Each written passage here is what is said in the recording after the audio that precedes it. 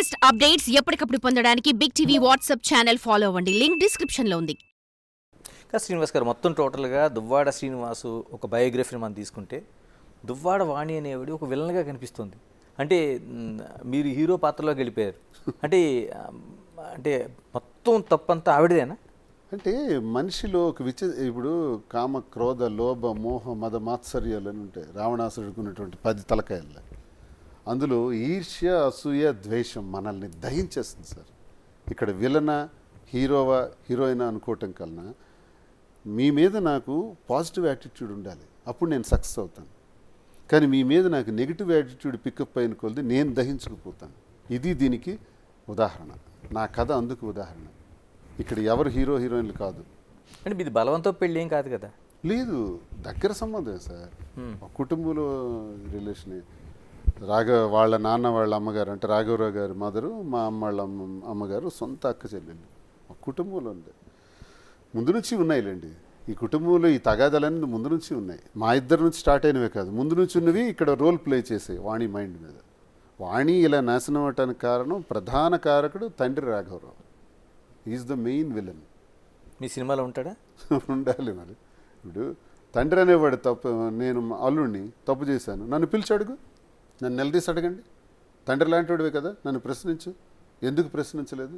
ఎందుకు నన్ను అడగలేదు? ఇంటి మీదకి 2 సంవత్సరాల తర్వాత దాడి చేయడానికి వచ్చారే, రాడ్లు పట్టుకొని తలుపులు కొట్టడానికి వచ్చారే, ఒక్కసారి అలా వచ్చే ముందు నన్ను ప్రశ్నించాలని మీకు అనిపించలేదా? మందలించాలని అనిపించలేదా? అడగాలని అనిపించలేదా? ఆడబిడ్డ తండ్రిగా, ఒక మామగా, ఒక అల్లుడికి తప్పు చేసుంటే 28 ఏళ్లలో చేయని తప్పు ఎందుకు అబ్బా చేసావని నన్ను అడగాలి కదా. కూతురు తప్పు చేస్తే కూతురుని ప్రశ్నించాలి కదా. మళ్ళీ కుటుంబాలను కలపాలి కదా. ఇక్కడ విలన్ ఎవరు మీకు అర్థమై ఉంటుంది కదా. రైట్. మాధురి గారు మీ దగ్గరికి వస్తారు. ఆయన జీవితంలో అసూయ, ద్వేషాలు, ముందు నుంచి కుటుంబాల మధ్య ఉన్న వైరుధ్యాలు, ఇన్ని తన జీవితాన్ని అఛద్రం చేయడానికి కావచ్చు, తను ఈ విధంగా బయటికి రావడానికి కావచ్చు కారణం అయ్యాయి. మీ లైఫ్లో ఏమున్నాయండి అసలు? అంటే కుటుంబ పెద్దలు చేసిన పెళ్ళైనా చేసుకున్నారు, ఏముంది అసలు అంతా? మీకు ఆ పరిస్థితులు ఏమైనా ఉన్నాయా?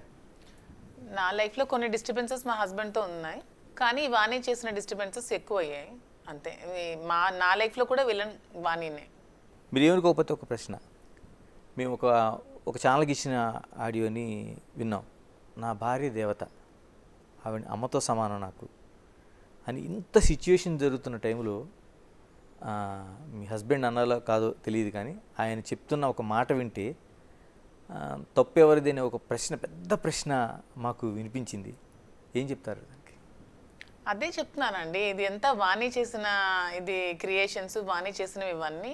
దానివల్ల ఫ్యామిలీ పరంగా మేము ఇబ్బందులు గురయ్యాం. ఏ రోజైతే పిల్లల కోసం ఆమె కామెంట్ చేసిందో, ఆ పిల్లలు శ్రీనివాస్ గారు పుట్టిన పిల్లలు ఇలా డిఎన్ఏ టెస్ట్ చేయండి అది ఇది అన్నప్పుడు అతను దానికి ఆన్సర్గా నాకు మాధురి అంటే ఏంటో తెలుసు, మీరు అలా చెప్పాల్సిన అవసరం లేదు, మీరు బ్లేమ్ చేయకండి అని చెప్పి తను ఒక వాయిస్ ఇవ్వడం జరిగింది. పర్టికులర్లీ ఆయన రెస్పాండ్ అయ్యింది ఎక్కడంటే బిడ్డల మీద, తన పిల్లల మీద డిఎన్ఏ చేయాలని తినకి అనేటప్పుడు వాళ్ళు, నా పిల్లలు మాధురి గురించి నువ్వు ఇష్టానుసారం మాట్లాడటానికి వెళ్ళలేదు, మాధురి ఏంటో నాకు తెలుసు అని చెప్పారు. ఇక్కడ క్లారిఫికేషన్ అది. ఇక్కడ మాధురి గురించి ఆయన చెప్పే విధానం కన్నా పిల్లల గురించి ఆయన రెస్పాండ్ అయ్యాడు తండ్రిగా.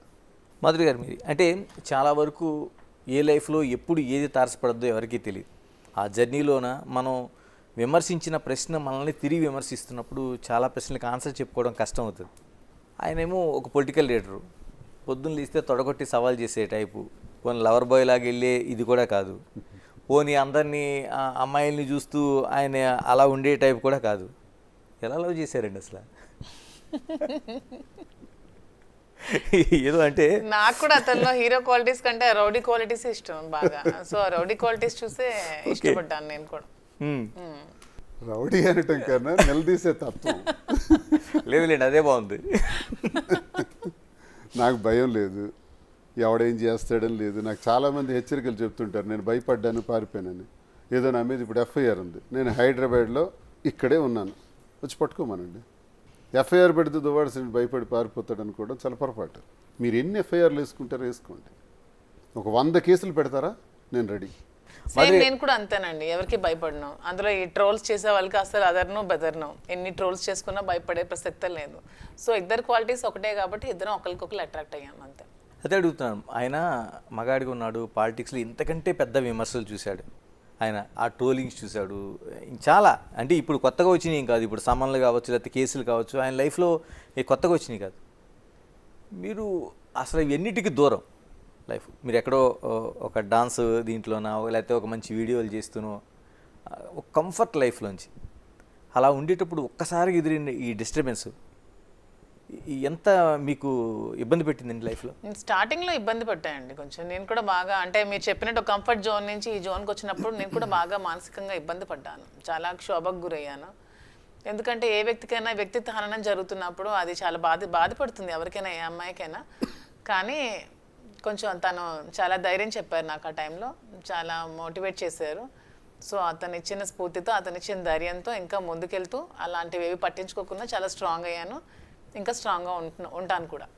పెళ్లికి సంబంధించి అంటే ఎక్కడైనా సొసైటీలోనా ఓకే చట్టం అంగీకరిస్తుందా లేకపోతే కోర్టు సుప్రీంకోర్టు ఇచ్చిన తీర్పు ప్రకారం మనం నడుస్తాం అనేది, కానీ సొసైటీలో ఎక్కువ మనకి దంపతులు అనగానే వాళ్ళు పెళ్లి చేసుకున్న వాళ్ళే ఉండాలి. ఇంకా మన ఇండియన్ కల్చర్లో కావచ్చు లేకపోతే తెలుగు నేటివిటీలో కావచ్చు, ప్రత్యేకంగా ఉత్తరాంధ్ర జిల్లాలో కావచ్చు, అది చాలా ఎక్కువ పర్టికులర్గా చూస్తారు. ఎప్పుడు ప్లాన్ చేస్తున్నారు అంటే ఏంటి? యాక్చువల్గా నాకు చాలా మంది కామెంట్స్ కూడా పెడుతున్నారండి, అసలు మీరేంటి, నువ్వు ఉంచుకున్న దానివి, మేము ఉంచుకున్న రిలేషన్షిప్, మీకు పెళ్లి కాలేదు, చాలా మంది పెడుతున్నారు. ఇది మా ఇద్దరికి సంబంధించిన విషయం, నేను చాలాసార్లు చెప్తున్నాను. మాకు శారీరకంగా పెళ్లి కాకపోయినా మానసికంగా మాకు పెళ్లి జరిగింది. మాకు పెళ్లి ఒక్కటే సమాధానం కలిసి ఉండడానికి అనే దానికి మా ఇద్దరం ఎగ్జాంపుల్గా తీసుకోవట్లేదు. మా ఇద్దరం అయితే మానసికంగా మా ఇద్దరికి పెళ్లి జరిగిపోయింది. మీరు ఎవరు అలా కామెంట్స్ పెట్టాల్సిన అవసరం లేదు. లీగల్గా అయ్యాక అఫీషియల్గా మ్యారేజ్ చేసుకోవాలి కాబట్టి ఖచ్చితంగా చేసుకుంటా. అంతవరకు మా ఇద్దరికి ఒకరికొకరి మనసులకు ఎప్పుడో పెళ్ళి అయిపోయింది. ఆ విధంగా మా ఇద్దరం భార్యాభర్తలమే, దానికోసం ఎవరు కామెంట్ చేయాల్సిన అవసరం లేదు. చాలా నీచంగా కామెంట్స్ పెడుతున్నారు.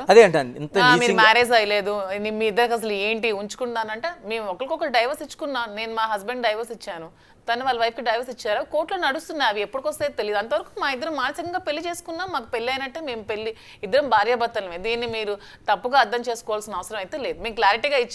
ఇది అందరూ అన్అఫీషియల్గా మెయింటైన్ చేస్తారు. అతను చెప్పినట్టు తను పబ్లిక్గా ఓపెన్గా మేము చెప్పి మేము చాలా పబ్లిక్గా తిరుగుతున్నాం అంటే మీ అందరికంటే మేమే ప్రౌడ్గా ఫీల్ అవుతున్నాం. మాధురితో సంబంధం లేదని నేను, శ్రీనివాస్ గారితో నాకు సంబంధం లేదని తను అనేస్తే ఎవడైనా మాకు వెంట్రుకు పీకుతాడండి? ఎవడైనా అడిగేవాడు ఉన్నాడా? ఆ ట్రాలర్స్కి అడుగుతున్నాను, డైరెక్ట్ ట్రాలర్స్ని అడుగుతున్నాను. నన్ను అడిగి ప్రశ్నించే మీ బ్రతుకులు అలాంటివే కదా. ట్రాలర్స్ వాళ్ళందరూ ఎవరైతే ఉంటారో మమ్మల్ని విమర్శించేవాళ్ళు, వాళ్ళ బ్రతుకులన్నీ అవే చీకటి జీవితాలే. మేము వెలుగులోకి వచ్చి ఇది మేము తీసుకున్న నిర్ణయం అని క్లియర్గా చెబుతున్నామే. అంత క్లారిటీగా చెబుతూ ఇలా కలిసి ఉండటం మీ దృష్టిలో తప్పవచ్చు, కానీ మా దృష్టిలో అవసరం. మా దృష్టిలో మేము చేస్తుంది మంచి. మేము ప్రజల కొరకే చేస్తున్నాం, ప్రజల కోసం ఈ జీవితాన్ని అంకితం చేసాం, ప్రజల కోసం పనిచేస్తాం. ఈ నిర్ణయం తీసుకుని మేము చేసాం. మేమేదో వ్యాపారాలు చేసుకోవటానికో, డబ్బులు సంపాదించుకొని బ్రతకటానికో, లేకపోతే ఇంకెక్కడో ఏదో హాయిగా ఎంజాయ్ చేయటానికి కాదు. నిన్నగాక మొన్న మీరు చూశారు, తన మీద చేసిన ట్రోల్స్ మీద తాను వెళ్ళి పోలీస్ స్టేషన్కి వెళ్ళి కంప్లైంట్ ఇచ్చారు. ఇప్పుడు అపోజిషన్లో ఉన్న మాకు చాలా తీవ్రమైన ఒత్తిళ్ళు ఉన్నాయి. మాకు ఇబ్బంది పెట్టాలని చూస్తున్నారు, అరెస్ట్ చేయాలని చూస్తున్నారు, స్టేషన్ టు స్టేషన్ తిప్పాలని చూస్తున్నారు. ఈ పరిస్థితిలో తాను వెళ్ళి నిలబడి కార్యకర్తలకు భరోసాగా నేనున్నానని చెప్పి ఒక మహిళలు స్టేషన్లో కంప్లైంట్ ఇచ్చే మొదటి సందర్భం ఈ ప్రభుత్వం వచ్చిన తర్వాత నాకు తెలిసి ఆంధ్రప్రదేశ్ రాష్ట్రంలో. ఎందుకు ఇది చేస్తున్నాం?